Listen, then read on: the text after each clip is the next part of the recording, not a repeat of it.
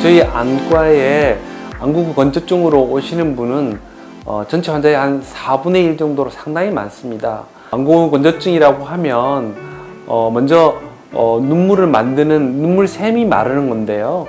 즉 상수도가 마르는 겁니다. 그런데 사실은 많지는 않고요. 두 번째로는 눈물이 많이 만들어진다 하더라도 눈물이 많이 증발하기 때문에 생기는 증상이 많은데 이게 훨씬 더 많습니다. 우리가 평소 때 1분에 한 4, 5회 정도 눈을 깜빡이면서 자기 눈에 눈물을 발라주는 중요한 역할을 하는데요. 컴퓨터나 핸드폰을 이렇게 집중하게 되면 눈 깜빡임을 할 수가 없기 때문에 심지어는 한 5분 동안 눈을 한 번도 깜빡이지 않습니다. 그러니까 눈이 바깥에 노출이 되니까 눈이 시리고 따갑고 충혈이 되고 심하면 자극이 돼서 눈물이 왈칵 나는 것이죠. 그게 안구 건조증의 원인입니다. 우리 눈에 눈물이 부족하니까 우리 눈물과 비슷한 성분으로 만든 인공누액을 넣어주는 게 중요하겠죠. 그런데 이런 인공누액 중에 일반 병에 들어간 안약은 방부제가 있습니다. 그래서 이것을 많이 쓰면은 눈에 해롭겠죠. 그래서 요즘에는 이런 방부제가 없는 일회용 눈물약을 쓰는 것을 권장하고 있고, 특히 하루에 4회 이상 사용하면 방부제가 없는 일회용 안약이 좋겠습니다.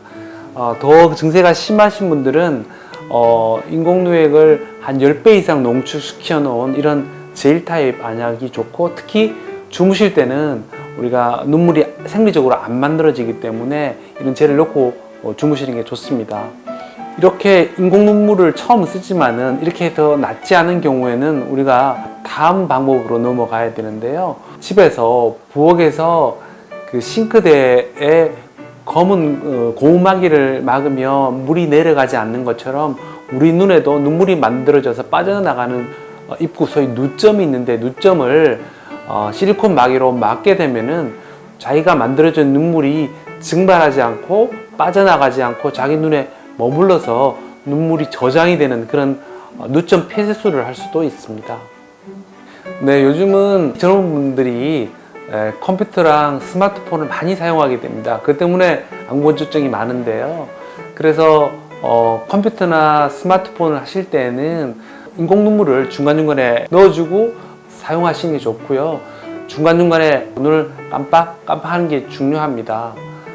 그 다음에 컴퓨터를 이용할 때는 컴퓨터의 모니터의 높이를 자기 눈높이보다 약간 낮게 해서 눈을 뜨는 면적을 좀 작게 해서 눈물이 증발하지 않게끔 해주는 것이 중요하고요.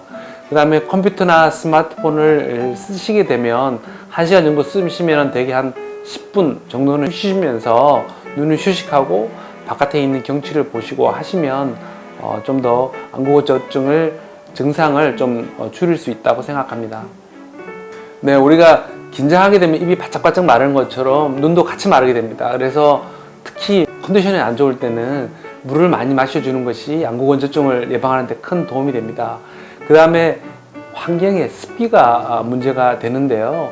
겨울철에는 이제 히터를 틀게 되면 공기가 굉장히 건조하게 되죠. 그래서 겨울철에는 가습기를 틀어주는 게 중요하고요.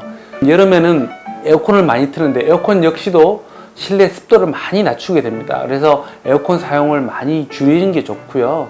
그 다음에 선풍기를 사용할 때는 선풍기 바람이 직접 눈에 맞닿게 되면은 눈에 눈물을 많이 증발시키기 때문에 선풍기가 직접 눈에 가지 않도록 하는 게 중요합니다.